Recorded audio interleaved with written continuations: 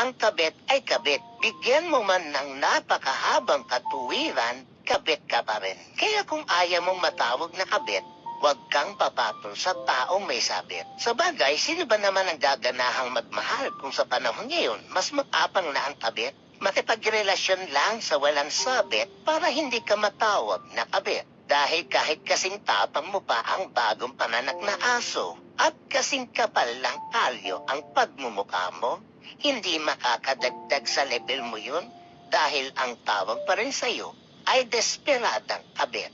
Hindi porket uso maging kabit, makikiuso ka na. Tandaan mo, ang bawat kabit ay may kalmang sinasabit. Pagkaiba ang kabit sa taong malante. At para magets mo, sampo, ang mga kabit ay parang smart connecting people. Samantalang ang mga malalanti naman parang globe. Go lang ng go. Real to be